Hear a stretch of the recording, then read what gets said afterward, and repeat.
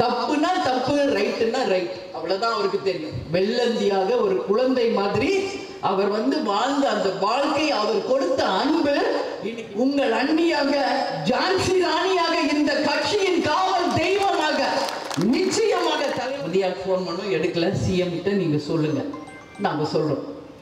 அவர் சொல்றார் 10 நிமிஷம் எனக்கு டைம் கொடுங்க. நல்லா ஒட்டுமொத்த உலக தமிழர்கள், நம்ம தமிழர்கள் இன்னைக்கு ஒரு கட்சி தலைவர் இருந்தா அந்த கட்சி மட்டும்தான் இரங்கல் செய்வாங்க. ஆனா இன்னைக்கு என்ன நடந்துகிட்டு இருக்குது தமிழ்நாட்டுல, நான் ஏதோ சென்னையில இருக்கேன்னு நினைக்காது, ஒவ்வொரு கிராமத்திலையும் கேப்டனுடைய புகைப்படம், ஒவ்வொரு ஊர்லயும் கேப்டன் புகைப்படம் வச்சு ஒவ்வொரு ஊர்லயும் அவருக்கு இறுதி அஞ்சலி செலுத்தி கொண்டிருக்கிறீர்களே. என் அன்பு மக்களே, உங்கள் அத்தனை பேருக்கும் நான் கடைகோடியில் இருக்க எங்கள் அத்தனை மக்களுக்கும் என் நன்றியை நான் சொல்றேன். கேப்டன் எப்படி இறந்த மாதிரியே அங்க சபை ஊர்வலம் நடத்தி இருக்கீங்க, 16ஆம் தேதி காரியம் பண்ணிருக்கீங்க, எத்தனை ஆயிரம் பேர் மொட்டை அடிச்சிருக்கீங்க. யாருக்கு கிடைக்கும் இது? அத்தனை ஊர்களிலும். நேத்து கூட நான் பார்த்தேன், பண்ருட்டி, நாகப்பட்டினம், பல ஊர்களில் அனைத்து கட்சியினர், அனைத்து மதத்தினர், அனைத்து ஜாதியினர் எந்த பாகுபாடு இல்லாமல் ஒன்றிணைந்து ஒரு இரங்கல் கூட்டத்தை நடத்திய வரலாறு நமது தலைவர் மட்டும்தான். இனி யாருக்கும் இது நடக்கவும் நடக்காது. ஒரு வரலாறு நம்ம தலைவர் படைச்சிருக்கார். ஏன் இப்படி நடந்துச்சு? அவருக்கு தெரிஞ்சதெல்லாம் என்ன? அன்பு, உதவி, உண்மை, நேர்மை. தப்புனா தப்பு, ரைட்டுனா ரைட், அவ்வளவுதான் அவருக்கு தெரியும். வெள்ளந்தியாக ஒரு குழந்தை மாதிரி அவர் வாழ்ந்த அந்த வாழ்க்கை, அவர் கொடுத்த அன்பு, இன்னைக்கு கோடிக்கணக்கான மக்கள் அந்த அன்பை திருப்பி அவருக்கு செலுத்தி இருக்கீங்க. என்னுடைய தாய்மார்களுக்கு இந்த நேரத்தில் ஒரு உங்கள் வீட்டு மகளாக, சகோதரியாக என் இருக்கரம் கூப்பி நான் நன்றியை சொல்றேன். ஏன்னா கேப்டனுக்கு கூடின கூட்டம் வரலாறு. நானும் எல்லாரும், நாங்க சுதீஷ் பசங்க எல்லாரும் லாரியில கேப்டன் கூட ஊர்வலத்துல வரோம். வழி நெடுக்க சென்னை சிட்டி முழுக்க வெறும் மக்கள், தலை பிரிட்ஜ் முழுக்க மக்கள் அப்படி பூவை அள்ளி கொட்டுறாங்க. எப்படி கிடைச்சது? கேப்டனுக்கு கிடைச்ச கொடுத்த அந்த அன்புக்கு பரிசாக கிடைத்ததுதான் அந்த அன்பு. அதனால அத்தனை அன்பு உள்ளங்களுக்கும், கேப்டனை தங்க வீட்டு பிள்ளையா நினைச்ச அத்தனை அன்பு உள்ளங்களுக்கும் குடும்பத்தின் சார்பாக, கட்சியின் சார்பாக நன்றியை சொல்றேன். இது கோவில், இந்த யுகம், இந்த பிரபஞ்சம் இருக்கும் வரை இதுதான் நம்ம கோவில். இப்ப நம்ம போடுற அன்னதானம் இந்த பிரபஞ்சம் இருக்கும் வரை இந்த இடத்தில் தொடரும் தொடரும் தொடரும். இதுல எந்த மாற்று கருத்துமே கிடையாது. நீங்க எல்லாரும் சொன்னீங்க ஒரு ட்ரஸ்ட் ஒன்று ஆரம்பிக்கணும். இது எப்பயோ நான் பண்ணிட்டேன். 10 கேப்டன் எப்ப இறந்தாரோ அன்னைக்கே பண்ணியாச்சு. உங்களுக்கு காமிக்கிறேன். முதல்ல வள்ளல் விஜயகாந்த் மெமோரியல் அன்னதானம் ட்ரஸ்ட்.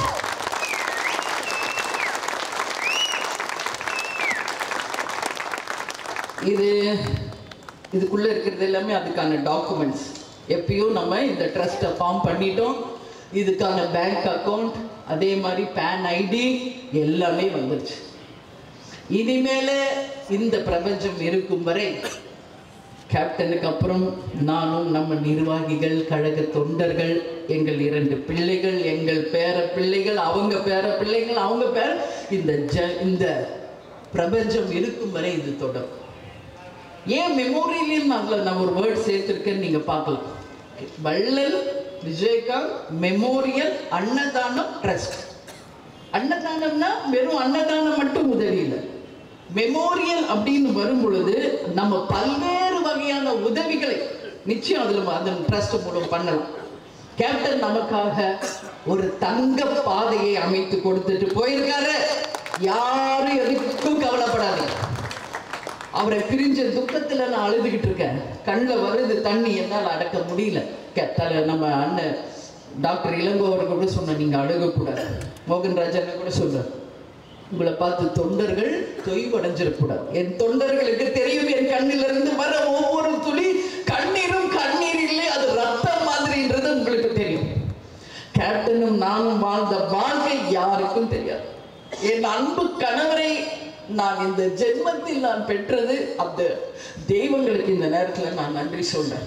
இன்னும் எத்தனை ஜென்மம் எடுத்தாலும் அவருக்கே நான் மனைவியா வரணும், இவர்களே எங்களுக்கு பிள்ளைகளாக வரணும், நீங்களே எங்களுக்கு தொண்டர்களாக என்னைக்கும் இருக்கணும்னு சொல்லி இந்த நேரத்தில் நான் கேட்டுக்கிறேன். ஏன்னா இது போல ஒரு உண்மை தொண்டர்கள் வேறு எங்கேயுமே பார்க்க முடியும். எப்படி தலைவரோ அதே மாதிரிதான் தொண்டர்களாகி நீங்களும். எதுவுமே நமக்கு தெரியாது, வெள்ளந்தியாவே மறந்துட்டோம். சூழ்ச்சினா என்னன்னு தெரியாது, மற்றவங்களை ஏமாத்துறதுன்னா என்னன்னு தெரியாது, அடுத்தவங்களுக்கு துரோகம் பண்றது என்னன்னு நம்மளுக்கு தெரியாது. இந்த எல்லா சூழ்ச்சியும் இன்னைக்கு தலைவர் மாற்றதுனாலதான் இன்னைக்கு நம்மளுடைய பாதை எங்கேயோ மாறி போயிடுச்சு. ஒண்ணு மட்டும் உங்களுக்கு சொல்றேன், நீங்க ஏதோ என்னை ஜான்சி ராணின்னு சொல்லுவீங்க, ஏன் இப்படி சொல்றீங்கன்னு கூட நான் யோசிப்பேன். அந்த குழந்தைய முதுகுல தூக்கி வச்சுட்டு அந்த போர்ல வென்று, அந்த போர்ல மிகப்பெரிய வெற்றியை அந்த ஜான்சி ராணி பெற்றாங்க. தலைவர் நமக்காக கொடுத்துட்டு சென்ற அந்த பணியை உங்ககிட்ட சொல்ற, உங்கள் அண்ணியாக ஜான்சி ராணியாக இந்த கட்சியின் காவல் தெய்வமாக நிச்சயமாக தலைவர் நமக்கு கொடுத்து சென்ற அந்த பணியை எந்த காலத்திலும் நான் விடமாட்டேன். உங்களுக்காக என் உயிர் உடல் பொருள் ஆவி இருக்கும் வரை இனிமேல் என் வாழ்க்கை எங்க தலைவர் சொன்ன மாதிரி மக்களே மக்களே மக்களே மக்களே மக்களுக்காக வாழ்ந்தாருல, அந்த மக்களுக்காக தான் இனிமேல் எங்க வாழ்க்கை, மக்களுக்காக தான் வாழ்க்கை. இந்த 30 நாள் இந்த சடங்குகள் எல்லாத்துக்கும் நான் பொறுத்துக்கிட்டு இருக்கேன். தலைவர் எப்படி போனாரோ ஒரு கிராமமாக, அது போல உங்களோட ஒரு கிராமத்திற்கும் நான் வருவேன். ஒவ்வொரு கிராமத்துக்கும் வருவேன், அத்தனை மக்களையும் சந்திக்க போறோம். தலைவர் என்ன நம்மளுக்கு சொல்லிட்டு போயிருக்காரோ அதை நிச்சயம் நாம செய்ய போகிறோம். அதுல எந்த மாற்று கருத்துமே கிடையாது. இந்த இடத்துல அவரை வைக்கிறப்போ நம்ம சொல்றோம், சுதீஷ் மியாட்ல இருக்கிறப்பே சிஎம் கூட பேசினாரு. உங்களுக்கு தெரியாது அதெல்லாம். இப்ப எதோ நிறைய சொல்லிட்டு இருக்கீங்க யூடியூப்ல, நான் பார்த்துட்டு இருக்கேன். எல்லாமே நான் ஓபன் பண்ணிடுறேன். சுதீஷ் மியாட்ல இருந்து நான் சொல்றேன், நிச்சயம் ஆபீஸ் இடம் பத்தாது, சிஎம் கிட்ட பேசுறாரு, நிச்சயம் ஆபீஸ்ல இடம் பத்தாது, எங்களுக்கு ராஜாஜி ஹால் கொடுங்க அப்படின்னு நம்ம கேட்கிறோம். நம்ம கேட்கலன்னு ஒருத்தர் சொல்றாங்க, என்னென்னமோ சொல்றேன். நான் என்ன நடந்துச்சு அப்படியே ஓப்பனா உங்ககிட்ட சொல்றேன், இதான் உண்மை. மியாட் ஹாஸ்பிட்டல்ல இருந்தே ராஜாஜி ஹால் எங்களுக்கு கொடுக்கணும், ஏன்னா கட்சி ஆபீஸ் நிச்சயம் இடம் பத்தாது. வீட்டுக்கு போய் ஒரு சின்ன சடங்கு பண்ணிட்டு நேரா ராஜாஜி ஹால் கொண்டு வந்துடும். பட் நம்மளுக்கு அங்கிருந்து திருப்பி பதிலே வரல, இதான் உண்மை. பதிலே வரல நம்மளுக்கு. சரி, வேற வழி இல்லை. கேப்டனை ரொம்ப நேரம் நம்ம அப்படியே வச்சிருக்க முடியாது. அப்பதான் நாங்க டிசைட் பண்ணோம், ஓகே நம்ம கட்சி ஆபீஸ் இருக்கு, நம்ம அங்க ஃபர்ஸ்ட் போலாம், அங்க வச்சு தலைவருக்கு என்னென்ன செய்யணும், நம்ம தொண்டர்கள் அவரை பார்க்கணும் அப்படின்னு சொல்லி இங்க கொண்டு வந்தோம். நீங்க பாத்தீங்க எந்த அளவு அன்னைக்கு ஜனம் நெருக்கடி, முதலமைச்சரே வீட்டுக்குள்ள வர முடியல, இங்க வந்த மந்திரிகள், கவர்னர்ஸ், ஆர்டிஸ்ட் எல்லாரும் அவ்வளவு கஷ்டப்பட்டு உள்ள வந்தாங்க. எல்லாருக்குமே அது தெரியும். மறுநாள் இதை விட மிக அதிகமாக கிரௌட் வரப்போகுதுன்றது நிச்சயம் எனக்கு தெரியும். அப்போ உதயாநிதி எல்லாருமே கூட தான் இருந்தாங்க. அப்போ நான் அவங்களோட பேசணும், நிச்சயம் இந்த இடம் பத்தாது, ராஜாஜி ஹால் நமக்கு கொடுக்க மாட்டேங்கிறாங்க, வேற ஏதாவது இடம் கேட்கணும் அப்படின்னு பேசணும்னு நினைக்கிறோம். அப்போ நம்பர் எனக்கு யார் நம்பரும் எனக்கு தெரியாது, யார்கிட்டையும் கேட்கிட்டேன். அப்புறம் பிரபா கிட்ட உதயா நம்பர் இருந்துச்சு. பிரபா கிட்ட சொன்னேன், உதயாவுக்கு ஃபோன் போடு. ஏன்னா இங்கே தான் இருந்தாப்புல 1 hour. அப்போ எனக்கு தோணலை, எனக்கு மயக்கமாக இருந்துச்சு. அவன் உதயா போன பிறகு தான் எனக்கு ஸ்ட்ரைக் ஆகுது. அப்புறம் பிரபா ட்ரை பண்ணால் ஸ்விட்ச் ஆஃப்னு வருது. அப்புறம் தயாநிதி மாறன் கூட வந்திருந்தார், அவருக்கு போடு. தயாநிதி மாறனுக்கு ஃபோன் பண்ணுறாங்க, உடனே அவர் எடுத்தார். அப்போ நான் பேசுகிறேன் தயாநிதி மாறன், நிச்சயமாக கட்சி அலுவலகம் நிச்சயம் இடம் பத்தாது, எங்களுக்கு மாற்று ஒரு இடத்தை அரசாங்கம் தர வேண்டும் அப்படின்னு நான் சொல்கிறேன்.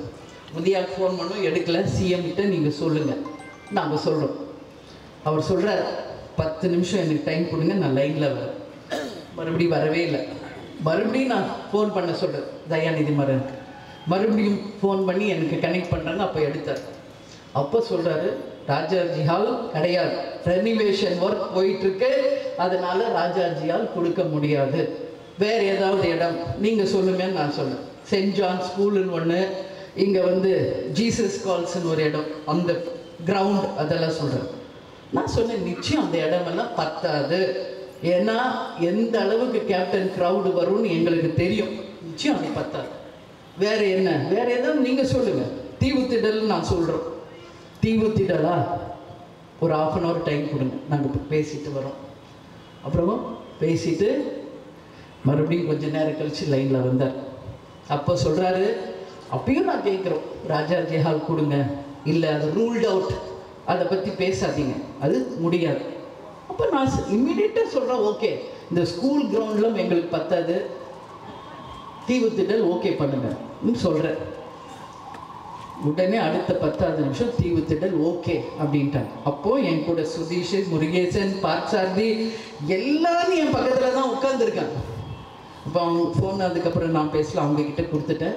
தீவுத்திடல் ஓகேன்னு சொல்லிட்டாங்க. அதுக்கப்புறம் நீங்கள் பேசுங்கன்னு நான் கொடுத்துட்டேன். அதுக்கப்புறம் நடந்தது உங்களுக்கு தெரியும். இவங்க எல்லாரும் கிரவுண்டுக்கு போயிட்டாங்க. முதலமைச்சர் அவர்கள் நிச்சயமாக இந்த நேரத்தில் தமிழக அரசுக்கும் கேப்டனுடைய இறுதி பயணத்தில் வந்து கலந்து கொண்ட அத்தனை தலைவர்களுக்கும், கலைத்துறையை சேர்ந்தவர்களுக்கும், எங்கள் தொண்டர்களுக்கும், பொதுமக்களுக்கும் தேசிய முற்போக்கு திராவிட கழகத்தின் சார்பாக நன்றி சொல்றேன்.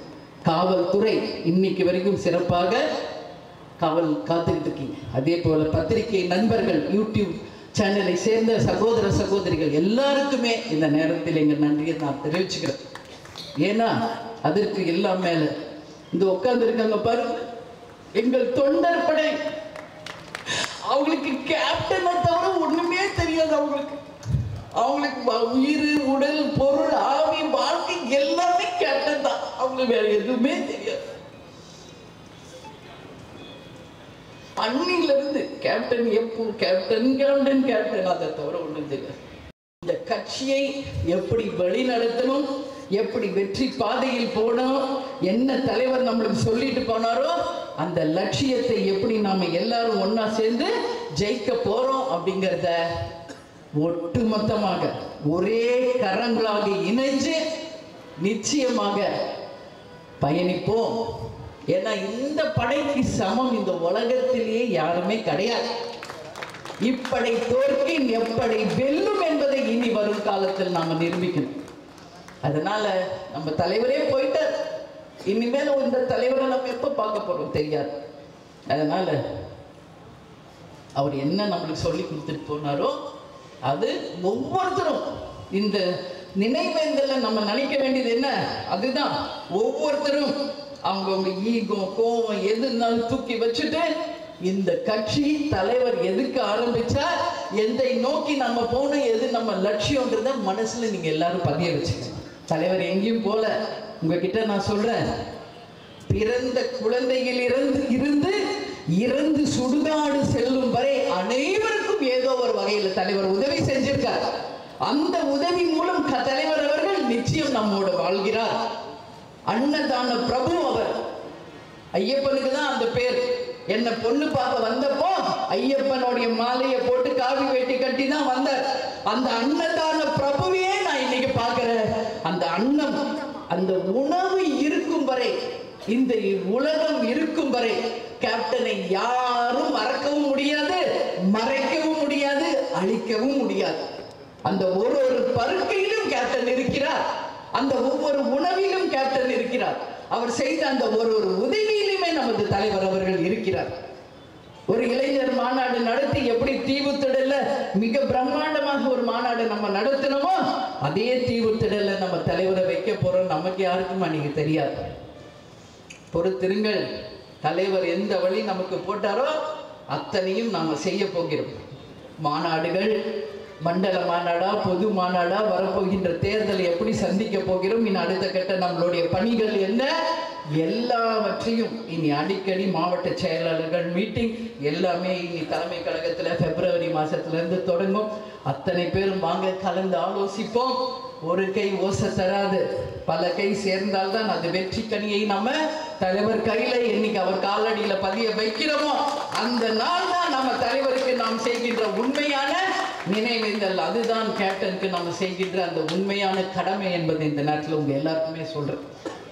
அதனால இப்போ கட்சி தொய்வு, தலைவர் இல்லை.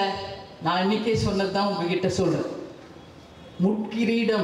முட்கிரீடத்தை தான் கேப்டன் செயற்குழு பொதுக்குழுல என் தலையில வச்சுட்டு போயிருக்கார். அந்த முட்கிரீடத்தை மலர் கிரீடமாக மாற்றி, அதை வெற்றி கனியாக மாற்றி, அந்த வெற்றி கனியை நாம் அனைவரும் ஒன்றிணைந்து நம்ம தலைவர் காலில் என்னைக்கு வைக்கிறோமா அன்னைக்கு தான் தேசிய முற்போக்கு திராவிட கழகத்தினுடைய அந்த வெற்றி நாள் என்பதை இந்த நேரத்தில் உங்க எல்லோருக்குமே என்ன சொல்லி, தலைவர் சொன்ன அந்த வாக்கியங்களை சொல்லி நான் நிறைவு பெறுகிறேன். ஏன்னா ரொம்ப லேட் ஆயிடுச்சு. இருந்தாலும் நீங்க எல்லாம் இங்கதான் இருக்க போறீங்கன்றதுனால நான் டைம் எடுத்து எல்லாம் ஓப்பனா பேசிட்டா மறுபடியும் நான் எப்ப பேசுவேன்னு தெரியல.